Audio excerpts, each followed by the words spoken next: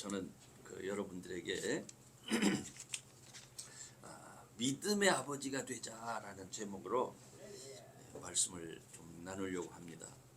여러분, 요즘 아버지들은 사실 성장한 자녀들에게 별로 환영받지 못하는 인물들입니다. 왜 그럴까요? 세상이 급변하고 있어요. 그러다 보니까 젊은 세대만큼 세상을 보지 못합니다.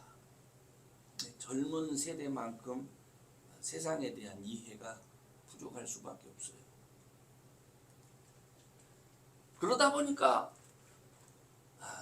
아버지들은 자녀들한테 자기 길을 고집하는 그러한 사람으로, 그래서 자신들을 어렵게 하고 또 가족들을 힘들게 만든 사람이라 이렇게 여겨질 때가 많습니다. 이런 것은 사실은요, 하나님을 알지 못하는 세계에서는 당연한 거예요. 그런데 믿음의 세계에서는 다릅니다, 여러분. 제가 여러분에게 먼저 질문을 드릴게요. 여러분, 축복하심을 통해서 우리가 믿음이 생기는 것 같습니까? 우리의 믿음을 보고 하나님이 축복하시는 것 같습니까? 축복을 통해서 믿음이 생기는 이거 잘 아셔야 됩니다. 하나님의 축복하심이 먼저입니다. 나는 그렇행해도, 나는 형편없었어도, 나는 죄인이라 할지라도 하나님이 축복하시기 위해서 택하는 거예요. 택해서 축복하시는 것이 아니라 축복하시기 위해서 택하는 거예요. 이거를 잘 기억하시기 바랍니다. 그래서 아버지가 믿음을 따라갈 때 세상 사람의 눈으로 볼 때는 그 길이 형편없어 보일 수가 있어요. 그 아버지의 길이 정말 우스워 보일 수 있어요. 그런데 그 길을 계획하신 하나님의 축복하심이 믿음의 길에는 있다 하는 것을 우리는 알아야 됩니다. 그래서 그 자녀들이 자녀들을 오히려 이렇게 생각을 하는 거예요. 아버지가 그런 삶을 사셨기 때문에 하나님께서 우리를 축복하시는구나, 이렇게 또 이상하게 이해할 수가 있는 거예요. 그런데 여러분, 오늘 제가 이 아버지 주일을 맞이해서 바로 그런 이유를 여러분에게 설명드리기 위해서 우리의 믿음이 어떻게 시작되었고 우리가 믿음을 가지게 된 동기가 무엇이냐, 그걸 좀 말씀드리려고 해요. 이거를 설명하기 위해서 가장 좋은 사람이 누구냐면 아브라함입니다. 아브라함은 지금부터 몇천 년 전 사람인 것 같습니까? 4,000년 전 사람입니다. 1923년도에 이 성경에 언급된, 원래 데라가 살던, 아브라함의 아버지 데라가 함께 살던 그 우르라고 하는 지역이 발굴됐어요. 그 시대의 주거지와 그 시대의 도시, 그 우르는 큰 도시였습니다. 아마 요즘 사람들이 상상할 수 없을 정도로 큰 도시였습니다. 그 묘지에서는 왕으로 보이는 그 분의 투구, 또 칼도 보이는데, 거기에 나오는 여러 가지 유물들을 통해서 이미 4,000년 전이지만 엄청나게 발전이 돼 있었던 지역이었구나 하는 것을 알 수가 있습니다.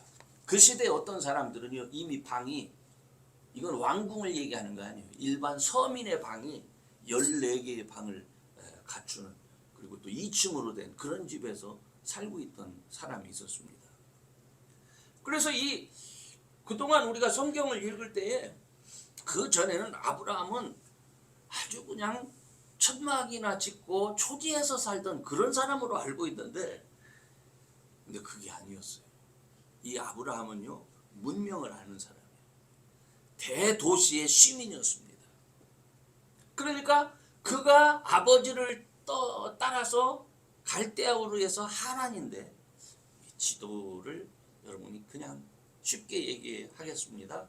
이라크 남부 쪽, 인도 가까운 밑에, 이쪽은 갈대아우르고 그쪽으로 해서 쭉 올라가서 이라크 북부, 터키 남부 이렇게 얘기를 해야 되겠죠. 메소포타미아 있는 그 지역, 거기가 하란인데 이 아버지 데라가 원래는 가나안으로 가려고 했는데요. 이게 초생딸 지역이라고 우리가 들어서 알고 있죠. 가려고 했는데 가다 보니까 너무 뭐라고 할까요? 너무 미개해. 그래서 이 아버지 데라는 하란쯤 와서 스탑합니다. 그냥 거기서 살아요. 그런데 바로 그런 문명인이 우르 땅에 와서 하란쯤에서 사는 것도 괜찮은데 하나님께서 다시 아브라함에게 찾아오셔서 야, 사실은 네 아버지 데라가 갈대아 우르에서 너를 데리고 나온 것이 아니라 내가 이미 계획하고 있는 게 있었어. 그러니까 너는 네 아버지 데라는 그냥 여기서 살려고 하는데 너 아버지 떠나서 저 내가 지시할 땅으로 다시 내려가. 그래서 이제 내려가게 됩니다. 우리가 보통 알기로는 아버지 데라가 죽은 다음에 내려갔을 거라 이렇게 생각하는데 그렇지 않아요. 성경을 우리가 보면요, 그 아버지가 205살까지 삽니다. 그러니까 아브라함이 거기에 내려갈 때는 그 아버지가 한 몇 살쯤 됐을까요? 70세의 데라가 아브라함을 낳았거든요. 그러니까 아마도 한 100 몇 살 이렇게 되지 않았겠. 아버지 두고 떠나는 거예요, 진짜. 저는요, 그가 하나님의 부르심을 받았을 때 이미 그 하란 땅에서 그들은 부유하게 살았습니다. 그런 상황에서 왜 하나님께서 본토 친척 아비집을 떠나라. 그리고 너 지금부터 내가 지시하는 땅으로 가서 내가 내게 주는 복을 가지고 사는 사람이 되라. 이렇게 말씀하는 거예요. 여태까지 너희 아버지와 너희 형제들의 복은 너희들이 수고해서 열심히 일해서 얻는 복을 갖고 너희들이 사는데 지금부터 너희들이 사는 것은 내가 주는 복을 갖고 사는 거야. 이렇게 말씀을 하시는 거예요. 이게 굉장히 중요해요. 우리가 예수님을 우리가 믿게 되잖아요. 그러면 우리가 믿을 때까지 여러분 중에는 나는요 어렸을 때 잘은 모르지만 그때 우리 어머니가 교회 가자고 해서 간 적이 있고요. 그리고 또 우리 우리 권사님이 우리 오라고 해서 이렇게 와서 이렇게 말할 수가 있어요, 그죠? 근데 사실은 예수님을 믿는 믿음이 생기기까지 그게 하나님께서 여러분으로 하여금 이렇게 걸어오도록 했던 길이었다는 것이죠. 그래서 이제 예수님을 믿게 됐을 때에 하나님의 자녀가 됐을 때에 하나님은 그 믿는 사람들에게 뭘 하기 위해서 택하셨던 거예요? 복 주시기 위해서 택한 거예요. 복 주시기 위해서. 그래서 그 축복을 누리고 또 나누고 증거하는 삶을 살 수 있도록 하기 위해서 택한 것이기 때문에 여러분들이 예수를 믿을 때에 여러분들은 하나님을 바라보면서 예수 안에서 하나님이 주시는 축복이 무엇인가 기대하는 삶을 살 수 있는 거예요. 저는 특별히 그 아버지와 온 가족을 향한 축복을 전제로 지금 이걸 말씀드리는 거예요. 이 아버지가 예수님을 잘 믿는다. 아버지가 하나님의 자녀가 돼 있다라고 하는 게 왜 중요한지를 지금 말씀드리는 거예요. 믿음은요, 먼저 본토 친척 아비집을 떠나면서 시작이 됩니다. 이게 무슨 말이에요? 본토 친척 아비집을 떠나라고 하는 말이 무슨 말일까요? 본토 친척 아비집은 여태까지 하나님의 말씀과 상관없이 사는 사람들이에요. 그들은 자기들 스스로 일하고 또 자기들이 그 당시 아브라함이 살던 세계에서는 자기들의 신이 있어요. 그 신은 늘 사람이 만듭니다. 신이 먼저 오는 것이 아니라 우리가 보니까 우리는 세상에 많은 이것도 신 같고 저것도 신 같은데 우리는 어떤 것을 선택할까? 그래서 사람이 선택해서 믿기 시작을 하는 거예요. 그러니까 이런 것과 하나님의 택하심을 따라서 본토 친척 아비집을 떠나는 것은 완전히 다르게 사는 삶을 말하는 겁니다. 여러분 사실 나중에 이제 아브라함이 이렇게 보면 아브라함은 내가 더 이상 하나님이 아무리 나한테 뭐 큰 민족을 이루게 하겠다 하시지만은 나는 소망이 없어. 이제 내 나이가 99세고 우리 와이프 사례의 나이도 벌써 이제 89세 된 나이인데 무슨 우리가 그렇잖아요. 자녀를 낳겠어? 이렇게 생각을 하고 있었어요. 그래서 그들 스스로는 몸종 하가를 통해서 얻은 이스마엘이 자기 후손이다. 자기 자녀다. 이렇게 확신을 하고 있어요. 이게 굉장히 상식적인 얘기죠, 사실. 그런데 그 사람들의 생각하고는 달리 하나님은 굳이 찾아오셔서 아브라함을 99세 된 아브라함의 이름을 바꿔요. 너 이제 앞으로 내가 아브라함이라고 하는 이유는 네가 열국의 아비가 될 거야. 또 그 안에 사례도 사라라고 이름을 바뀌어서 너 열국의 어미가 된다.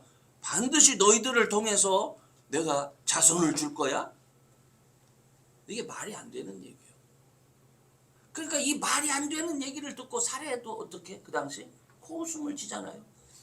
그 아들 이삭이라고 하는 이름이 비웃다라는 말이에요. 누가 자기 아들 이름을 비웃다라고 짓겠습니까? 그런데 그 하나님이 너를 통해서 너 내년 이맘때 너 애 낳을 거야 이렇게 하니까 하도 기가 막혀서 사라가 그 얘기 듣다가 코웃음 친 게 천사한테 들통나가지고 너 비웃었지? 네가 비웃었으니까 그 아들 낳게 되면 이삭이라고 줘라. 평생 기억하라는 얘기죠. 여러분 세상적으로는 많은 부도 있고 건강한 아들도 이미 있어요. 그리고 얼마나 법적으로는 이미 그 아들을 얼마든지 아들로 입양해서 올려놓고 후대를 이어갈 수 있습니다. 근데 그건 하나님의 방법이 아니잖아요. 그러니까 하나님께서 세상의 방법이 아닌 당신의 구별된 방법이 있다. 누구에게? 하나님께서 선택한 자녀들에게. 이게 중요한 겁니다. 여러분 하나님의 생각은요 여러분의 생각하고 아주 많이 다릅니다. 여러분이 생각하는 것보다 오늘 우리 찬양 속에서도 있었는데 훨씬 더 많이 여러분을 생각하고 사랑하고 여러분에 대해서 여러분 자신보다 하나님은 훨씬 더 많이 하십니다.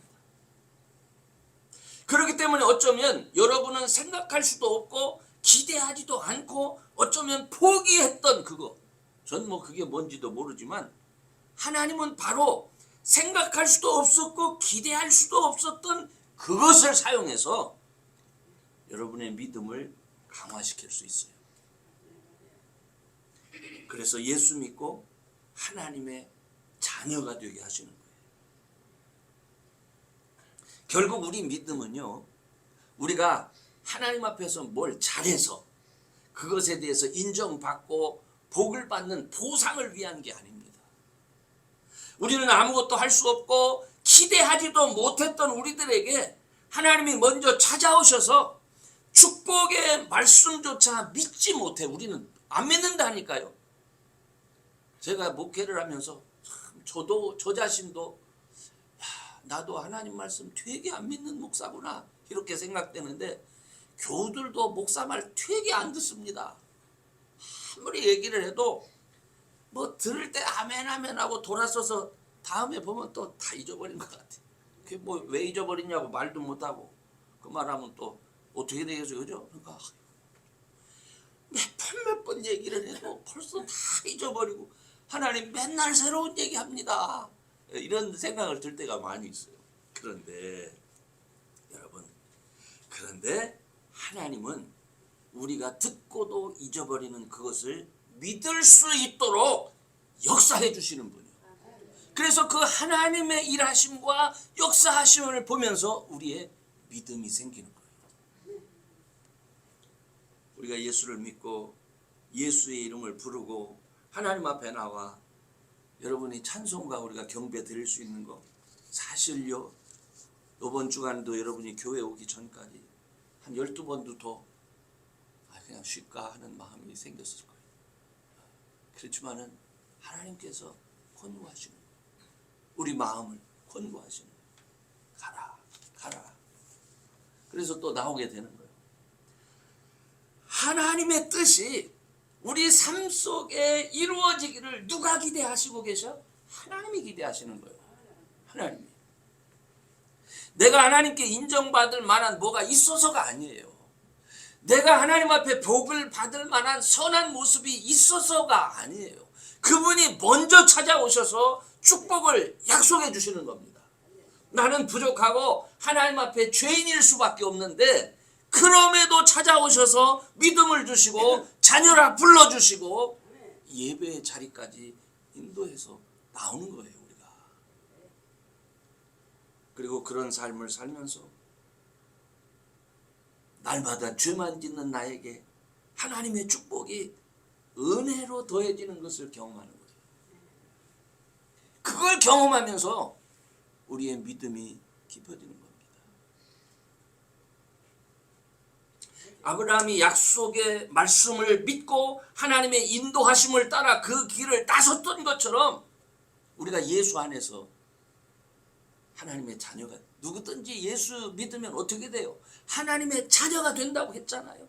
하나님의 자녀가 된다는 그 약속을 따라서 그 이름을 의지해서 여러분 그냥 한번 살아보시기 바랍니다. 저는 여러분한테 하나님한테 잘 보이기 위해서 뭐 하라 이런 거 아니에요. 나는 잘 보일 것도 없고 하나님 어떻게 보면 나 너무 힘듭니다. 그러나 하나님 그래도 하나님 나 사랑하셔서 예수님 믿게 하고 자녀 삼아주신 거 믿습니다. 나 붙들어 주세요. 이게 믿음입니다, 여러분. 이게. 바로 그때 우리가 하나님으로 인하여 기쁘고 감격스러운 일을 경험하는 거예요. 그것을 경험했을 때 그래 하나님이 나를 이렇게 사랑하는데 내가 더 이상 이렇게 살면 안 되지. 미안해서라도 그렇게 해서 말씀이 들어오기 시작하고 의지적으로 내가 변화돼야지 이런 생각이 드는 거예요. 그래서 우리가 변화되는 겁니다. 아멘. 그래서 저는 여러분들에게 여러분 교회 시간 딱 지켜야 되고 뭐 깔끔해야 되고 뭐 어쩌고 아니요 여러분 부족하고 있는 그대로 믿으면 되는 거예요. 아멘. 그 다음에 두 번째 여러분이 생각해야 될 게 뭐냐면 여러분이 복의 근원이다라는 것을 아셔야 돼요. 하나님께서 아브라함에게 복의 근원이 되게 하셨다고 그랬잖아요. 여러분 스스로가 정말 나는 찌질도 복이 없다 이 말 안 해본 사람 한번 손 들어보세요. 나는 그렇게 찌질이도 복이 없냐 이 말 안 해본 사람. 우리가 살다 보면 정말 이상하게 나는 재수도 없고 찌질이 복도 없는 사람처럼 느껴지지요. 그런데 여러분 우리가 예수를 믿고 하나님의 자녀가 됐다는 것은요 그게 복입니다. 왜 그런지 아세요? 하나님이 여러분을 복의 근원으로 인정하셨다는 겁니다. 그 아들 예수님께서 오셔서 나의 모든 허물 나의 모든 죄악 시체말로 내가 정말 이렇게 운도 없고 재수도 없느냐라고 여길 수밖에 없는 그 모든 더럽고 악한 모습들 예수님의 피로 씻어주신 거예요. 예수님의 피로 덮어주신 거예요. 그래서요 창세기 21장 22절에 보면 아브라함이 살아가면서 이런 말을 듣습니다. 우리 다 같이 한번 읽어보세요. 시작. 때에 아비멜렉과 그 군대 장관 비골이 아브라함에게 말하여 가로되 네가 무슨 일을 하든지 하나님이 너와 함께 계시도다. 네가 무슨 일을 하든지 하나님이 너와 함께 하시는 것이 보인다 이거예요. 사실요 아브라함은요 세상을 살면서 우리와 똑같아요. 세상에 힘있고 권력 있는 사람을 보면 두려웠습니다. 아브라함이 살던 당시에는 총칼 쓰면서 필요한 거 있으면 가서 빼앗고 가지면 끝나는 거잖아요. 그러니까 아브라함이 어떤 나라가 있는 것도 아니고 그 가족이 지금 유목민처럼 떠돌이를 하고 있는데 재산이 많습니다. 그러다 보니까 한 지역에 가서 왕이 그저 죽이고 뺏으면 끝나는 거예요. 그래서 아브라함은 먼저 스스로 자기 자신을 낮추죠. 어떻게 낮춥니까? 자기 아내 사라가 되게 이뻤던 것 같아요. 그러니까 그 아내를 어디 가면 자기 아내 때문에 자기 죽을까 봐 우리가 원래 우리가 집안에서 이복 동생이었던 것 같아요. 실제로 우리가 우리 그런 형제 사이 아니었느냐. 어디 나가서는 우리 부부라고 하지 말고 내 동생이라고 그렇게 얘기하라고. 그래서 목숨을 부지합니다. 하나님께서 아비멜렉의 꿈에 나타나서 아브라함의 아내 사례를 취하지 못하도록 했으면 어떻게 할 뻔했어요. 근데요, 놀라운 것은 하나님은 그런 일이 있음에도 불구하고 아브라함을 인정하십니다. 아브라함과 함께 하십니다. 아브라함을 축복하십니다. 그리고 끝까지 하나님께서 계획하신 대로 그 아내 사라의 태를 열어서 이삭을 낳게 하시는 거예요. 이 사건을 보면서 우리들은 하나님의 택함을 받은 자의 삶이 얼마나 복된 삶인가 이걸 알 수 있어요. 여러분, 제가 부족하지만 한 가지 우리 애들한테 말할 수 있는 게 있어요. 전 잘하는 게 하나도 없어요. 그런데 분명한 것은 하나님이 나를 택하셨고 나는 하나님이 택한 사람이다 라는 마음을 버린 적은 없어요.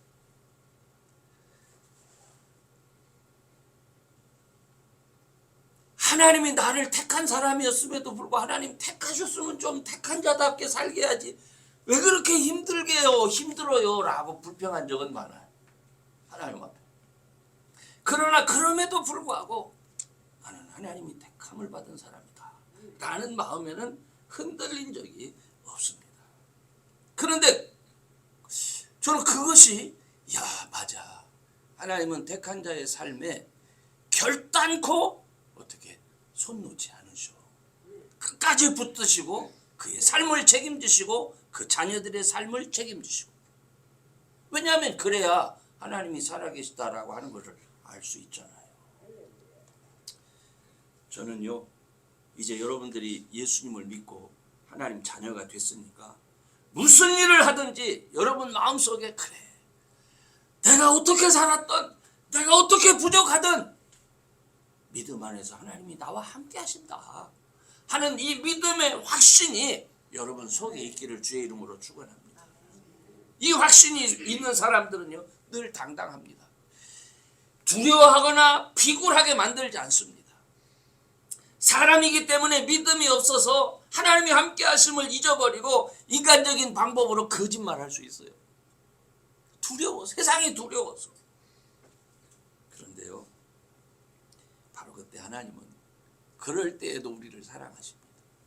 그럴 때에도 하나님이 직접 오셔서 우리를 깨닫게 하시고 우리를 바른 길로 인도해 주십니다. 그런 절망의 순간조차도 하나님은 우리를 성장의 기회가 되도록 그렇게 만드시는 거예요. 그러니까 여러분 부탁할게요. 여러분, 나는 복의 사람이야. 나는 축복의 사람이야. 이것을 여러분이 기억하셔야 돼요. 그리고 늘 하나님 주의 이름을 부르셔야 돼요. 예수의 이름을 부르는 사람이 돼야 돼요. 그리고 하나님의 자녀답게 당당하게 살기를 주님의 이름으로 축원합니다. 아멘. 그러므로 마침내, 여기서 중요한 게 있어요. 아까 마침내 가나안에 도착했다. 가나안은 사실은 그 아버지 데라가 오고 싶었던 땅이었어요. 그런데 그 아버지 데라가 중간쯤 오다가 멈춘 이유는 이거 아닌 것 같아. 자기가 생각하는 땅이 아니야.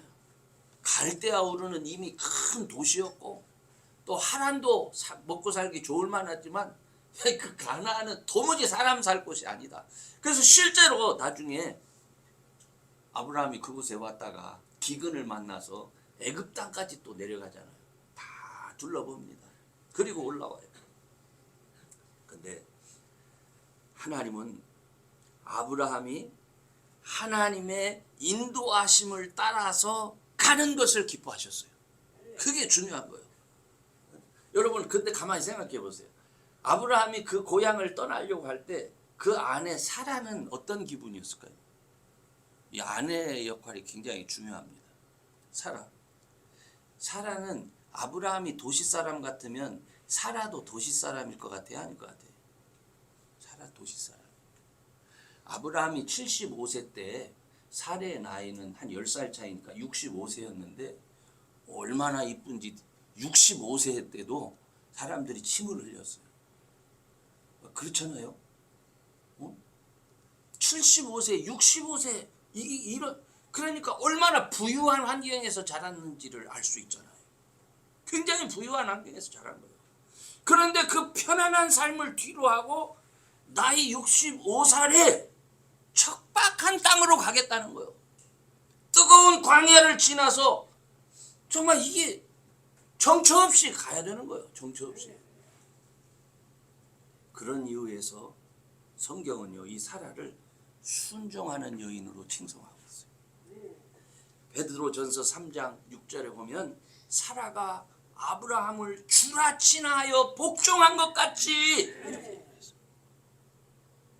그 어려운 계획이고 여정인데 아브라함이 순종해서 가고자 할 때 사라가 여보 미쳤어 하면 끝나는 거예요. 그죠? 여보 미쳤어 지금. 그런데 순종해서 가는 거예요. 새로운 삶의 터 이 가나안에 정착할 때까지 그 안에 사라가 얼마나 많은 수모를 겪습니까?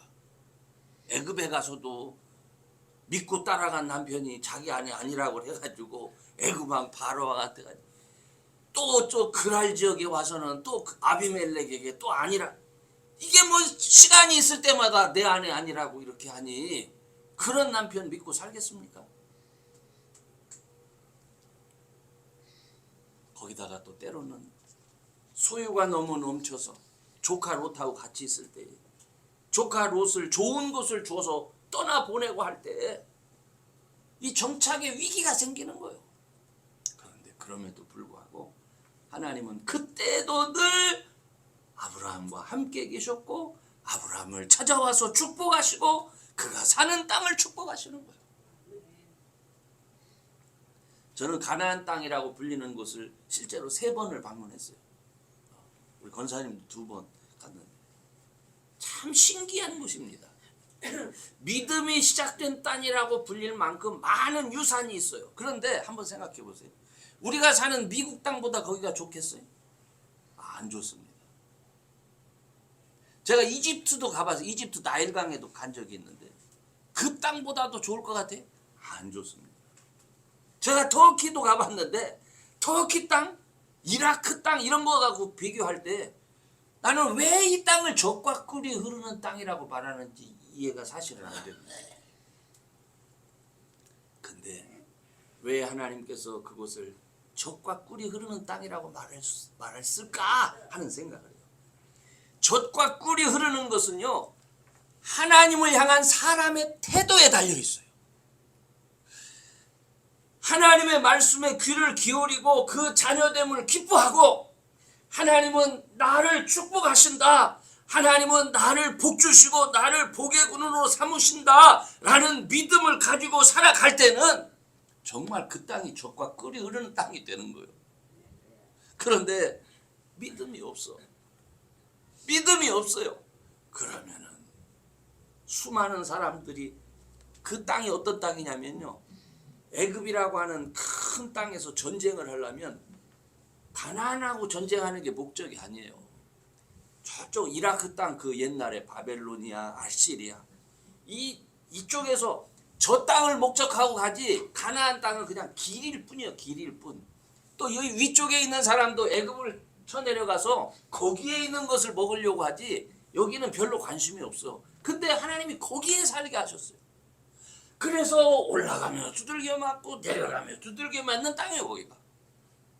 근데 놀라운 것은 그들이 하나님을 바라보며 말씀에 순종하면요 거기가 강해지니까 온 세계가 평화로워지는 거예요.